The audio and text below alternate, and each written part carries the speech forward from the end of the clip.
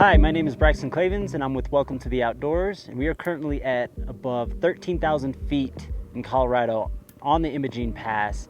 And I got the pleasure to ride the Moto Scrambler up Imogene Pass and be able to test it throughout multiple passes.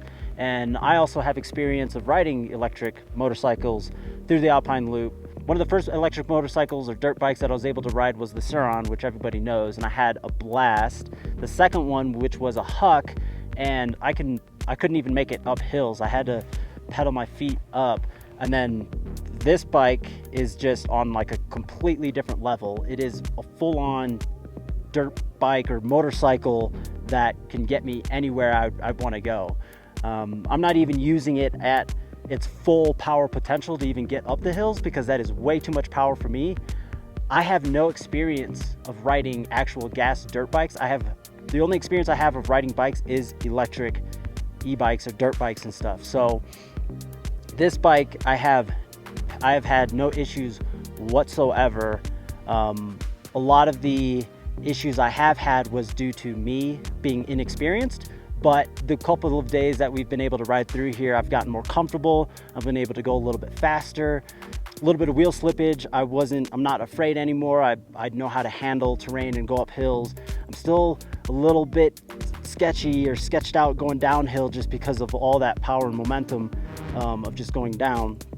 But overall, just like a little comparison, the Sur, which was a light bike, I forgot what the range was, but it's definitely not as much as this. That was kind of just like a little fun toy, which I really like. It's lightweight.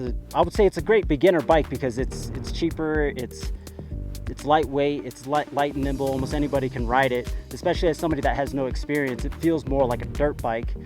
And then now that I have a lot more experience, coming into this and riding these trails has been fun, and it makes me want to like ride even faster, which gets into the dangerous part. But I like the potential that this bike has, and it would allow me to grow into it, and I'm not worried about capping out the Sur. Like, this is as fast as I can go. That's it. In terms of the Huck, I don't even really want to talk about it because it couldn't even make it up any of these hills, and I did not like that bike at all. It had no power, no torque. In terms of this bike, like I said before, the power and the torque is more than I can handle, but it's great because it has 4 modes. So I've been riding in mode 2 when I first started riding for the first day to kind of get used to it. But now it was fine going uphill. Now I've gotten used to it. I want to go a little bit faster. I've been in 3. I don't even want to touch mode 4 because it goes up to 75 miles an hour, has probably even more torque.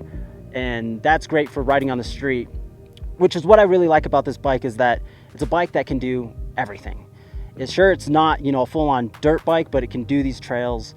It can ride in the street. It's great. It goes, with the big battery, it goes 120 miles, which is great because going up and down these passes, we've had no problems, which actually we should double check the battery percentage that we're at. So we went about 10 miles on Imogene on the big battery going uphill, and the battery on here is at 95%, which is nothing on this big battery. So we'll definitely be able to make it down into Telluride. In terms of the suspension, it's been great. Now that I've been learning how to actually ride it and not take the bumps into myself, I'm using my body as a suspension as well. It's been nice and smooth. In terms of riding these trails, learning the techniques of actually riding off-road helps a lot, but this bike has been smooth. Once we were able to dial in this rear shock for my weight, it's been great. So yesterday we used the 2 smaller batteries and we did about 3 different passes, and it was raining and hailing. We were going up and downhill. We used 1 full battery, and that 1 half battery is about equivalent to a Sur. And so what's nice is that we have a red arc system in one of the Gladiators, which is a chase vehicle, in order to charge the batteries as well. But in terms of the Sur, I'd be a little bit wary of bringing it here by myself without being able to load it up onto a vehicle, just in case if you run out of battery.